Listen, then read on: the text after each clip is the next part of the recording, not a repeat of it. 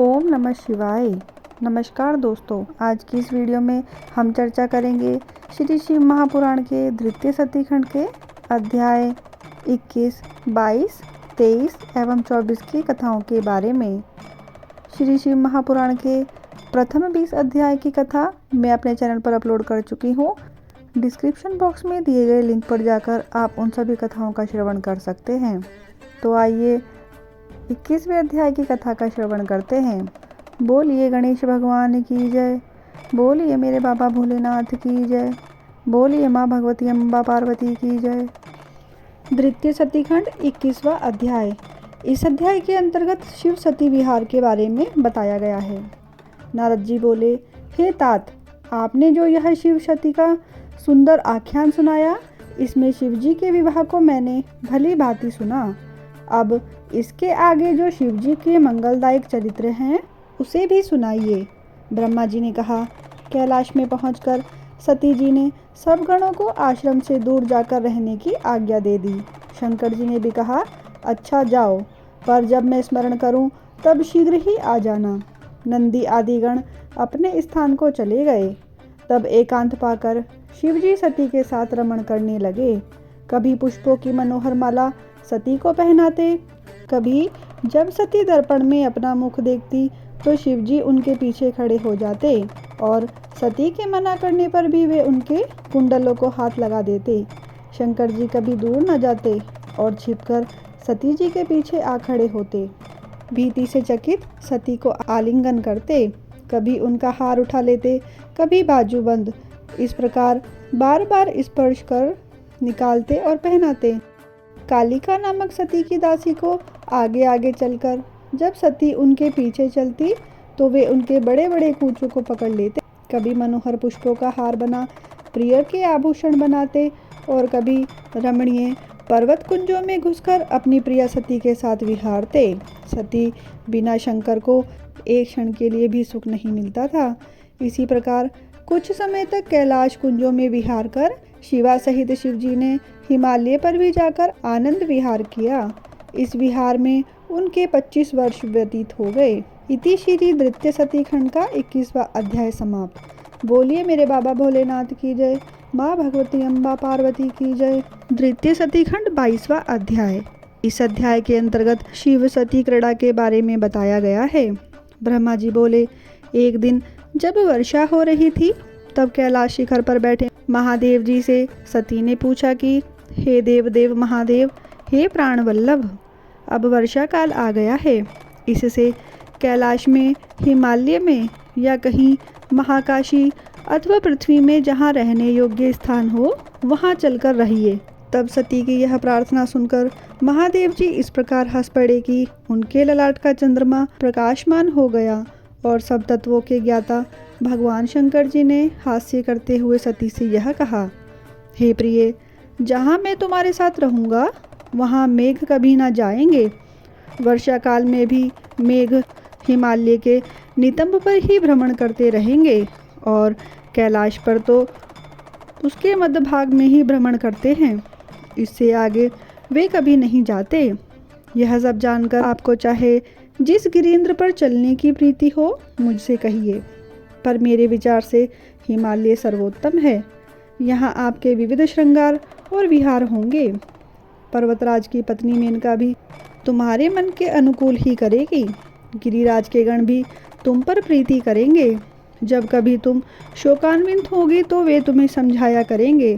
फिर हिमालय शांत स्थान है, यहाँ शांति के उपासक रहते हैं।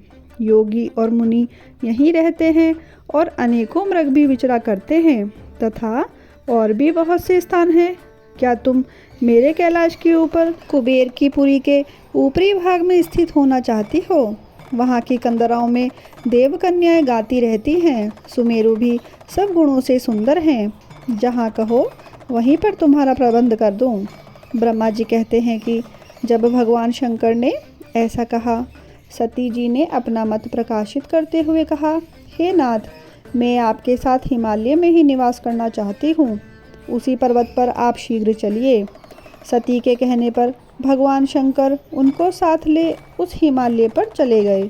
जहाँ की कोई नहीं जा सकता था। मनुष्य को तो कौन कहे, वहाँ पक्षी भी नहीं जा सकते थे। वहाँ रहकर शंकर जी सती के साथ बहुत दिनों तक रमण करते रहे। उनके वही इस प्रकार 10,000 वर्ष व्यतीत हो गए। अब वे यज्ञ, तप और स्वरूप चिंतन त्याग सती में ही अनुरुक्त हो गए तथा सती सर्वदा महादेव जी का और महादेव जी सती का मुख देखा करते। इस प्रकार शिव सती ने एक दूसरे के अनुराग और भाव की वृद्धि की।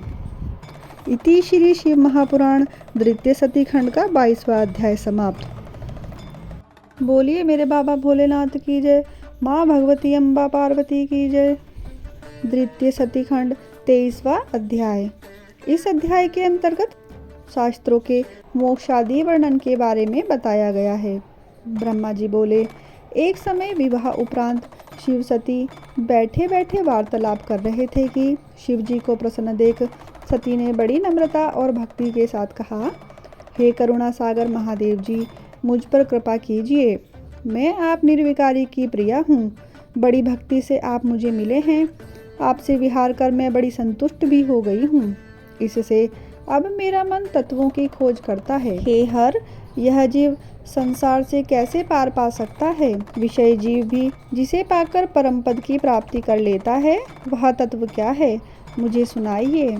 हे मुने, जब महेशानी ने भक्ति पूर्वक शंकर जी से जीवों के उद्धार की इच्छा की तो शिव जी प्रेम पूर्वक सती से बोले, हे दक्षायणी, हे महेश्वरी, विज्ञान ही परम तत्व है।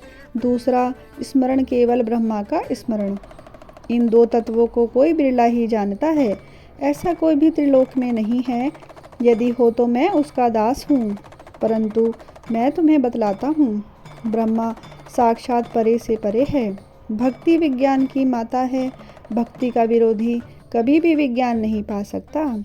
मैं उसी भक्ति के अधीन हूँ। यह भक्ति भी दो प्रकार की है, सगुण और निर्गुण। इसमें पहली श्रेष्ठ है, दूसरी और भी श्रेष्ठ है। इसके भी दो दो भेद हैं। फिर इससे 6 और उसके अनेकों भेद पंडितों ने कहे हैं। इनमें से भक्ति के 9 अंगों को मैं कहता हूँ। श्रवण, कीर्तन, स्मरण, सेवन, दास्य भाव, अर्चना, वंदना, सख्यता और आत्मसमर्पण। सब युगों में भक्ति की विशेषता है, परंतु कलयुग में तो भक्ति विशेष फलदायक होती है। इसकी प्रत्यक्षता से ही तो मैं इसके वश में हूँ। संसार में जो मेरी भक्ति करता है, मैं सदैव उसकी सहायता करता हूँ, उसके सारे विघ्नों को हरता और उसके शत्रुओं को दंड देता हूँ। इसीलिए तो मैंने काम को अपने तीसरे नेत्र से जला दिया था। भक्त के लिए ही तो मैंने रावण का त्याग कर दिया था और कुछ भी पक्षपात न किया। भक्ति के कारण ही तो मैंने दुष्ट व्यास को नंदीश्वर से दंड दिलवाकर काशी से बाहर करा दिया। अधिक क्या कहूँ, मैं भक्ति के ही वश में हूँ। भक्ति की ऐसी महिमा सुनकर दक्ष पुत्री सती बहुत प्रसन्न हुई। उन्होंने मन में ही प्रणाम किया। फिर भक्ति कांड में श्रद्धा को पूजा, लोक में सुखदायक और जीवों के उद्धार की बात पूछी। जन्म, मंत्र, शास्त्र और विशेषतया उनका महत्व पूछा। सती के ऐसे प्रश्न को सुनकर शिव जी बहुत प्रसन्न हुए और उन्होंने जीवों के उद्धारार्थ प्रेम पूर्वक कहना प्रारंभ किया। उन्होंने इतिहास, भक्तों का महात्म और वर्णाश्रम धर्म सहित राजधर्म, पुत्र और स्त्री धर्म आदि वेदों, शास्त्रों और ज्योतिष शास्त्रों, सामुद्रिक शास्त्र तथा अनन्याय शास्त्रों का तत्व कहा। इस प्रकार हिमालय पर क्रीड़ा करते हुए सती और शिव ने अन्यंत्र भी दूसरे स्थानों में विहार किया। इति श्री शिव महापुराण द्वितीय सती खंड का 23वां अध्याय समाप्त। बोलिए मेरे बाबा भोलेनाथ की जय, माँ भगवती अम्बा पार्वती की जय। द्वितीय सती खंड 24वां अध्याय। इस अध्याय के अंतर्गत सती शंका के बारे में बताया गया है। नारद जी ने कहा, हे ब्राह्मण, अब आप मुझे सती शिव के हिमालय पर वास करने की बात सुनाइए। ब्रह्मा जी बोले, जब इस प्रकार वहाँ क्रीड़ा करते हुए शिव सती को बहुत दिन व्यतीत हो गए, तब सती का अपने पति शंकर से वियोग हो गया। परंतु वियोग होता भी कैसे? जब शिव जी शब्द स्पर्श के समान अभिन्न हैं, फिर भी उन्होंने संसारी अनुसरण करते हुए सब कार्य किया। सहसा सती को यह भ्रम हो गया कि शिवजी ने मुझे त्याग दिया है। उन्होंने अपने पिता के यज्ञ में पति का अपमान होते देख अपना शरीर भस्म कर दिया। वहीं सती हिमालय के घर उत्पन्न हुई हैं, जहाँ उनका पार्वती नाम था, और अपने तपोबल से शिवजी से विवाह कर लिया। सूत जी कहते हैं कि जब ब्रह्मा जी ने नारद से इस प्रकार कहा, तब नारद जी और भी दृढ़ता से शिव भगवान का उत्तम चरित्र पूछने लगे। उन्होंने पूछा कि हे तात, शिवजी ने अपनी प्रिया को क्यों त्याग दिया था? इसका तो मुझे बड़ा आश्चर्य है। शंकर जी का आपके पुत्र दक्ष के यज्ञ में कैसा अपमान हुआ था, जिसके कारण सती ने पिता के घर जाकर अपना प्राण विसर्जित कर दिया? फिर शिवजी ने क्या किया? इस प्रकार इन सब कथाओं को मुझे सुनाइए। ब्रह्मा जी बोले, हे मेरे बुद्धिमान पुत्र नारद, अब मुनियों सहित प्रेम पूर्वक शिवजी का चरित्र सुनो। परम ब्रह्मा शंकर को प्रणाम कर मैं उनका चरित्र कहता हूँ। यह उन्हीं शंकर की कृपा है जो बड़े ही लीलाधारी तथा सर्वत्र और निर्विकार हैं। सती जी भी ऐसी ही हैं।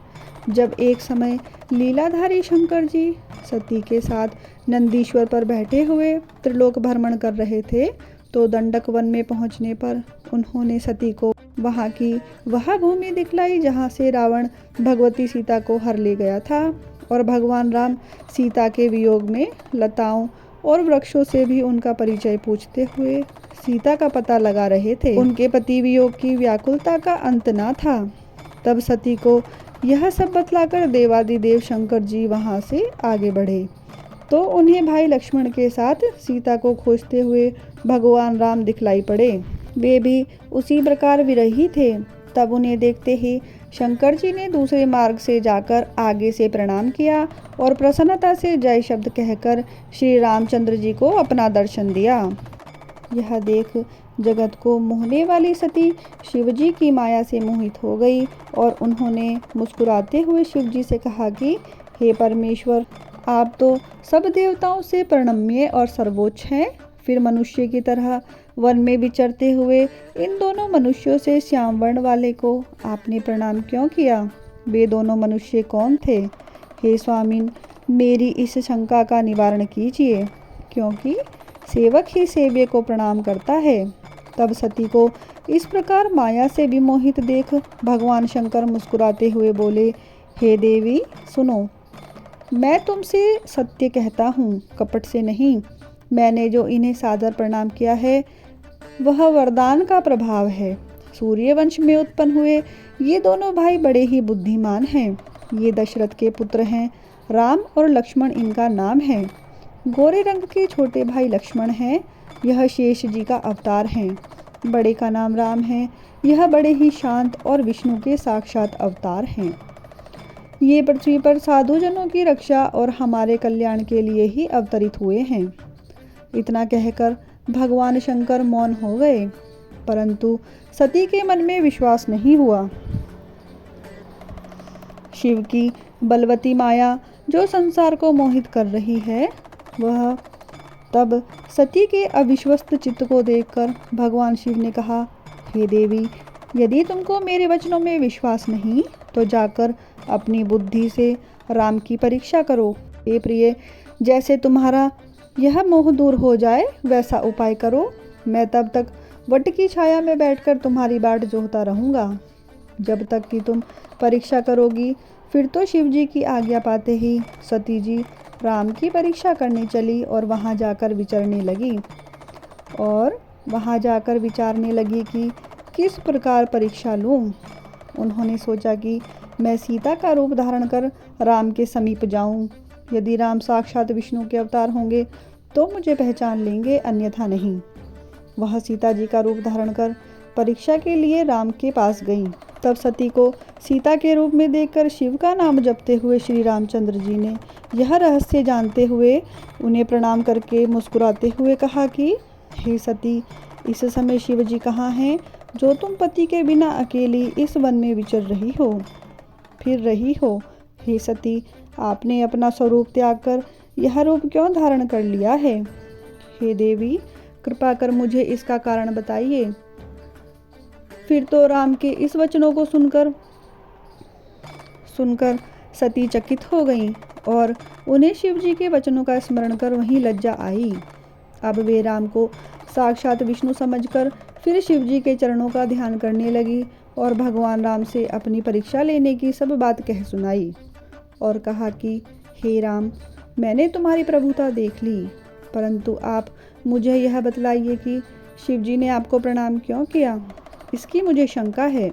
आप सत्य सत्य बतलाकर मेरा संदेह दूर कीजिए। सती के यह वचन सुन राम के नेत्र हर्ष से प्रफुल्लित हो गए। उन्होंने हृदय में अपने स्वामी शिव का स्मरण किया। उनके हृदय में और प्रेम उत्पन्न हो गया। सती जी ने नहीं कहा, इसीलिए भगवान राम शिव जी के पास नहीं गए और शिव जी का यशोगान करते हुए सती से बोले। इति श्री शिव महापुराण द्वितीय सती खंड का 24वां अध्याय समाप्त। बोलिए मेरे बाबा भोलेनाथ की जय, माँ भगवती अम्बा पार्वती की जय। आशा करती हूँ कि मेरे बाबा भोलेनाथ की ये परम मंगलमय कथा आपको भी प्रिय लगी होगी। अगर आपको यह कथा प्रिय लगती है तो कमेंट बॉक्स में ओम नमः शिवाय अवश्य लिखें। वीडियो अगर पसंद आई है तो आप इसको लाइक करें, शेयर करें और मेरे चैनल को सब्सक्राइब करना ना भूलें। धन्यवाद।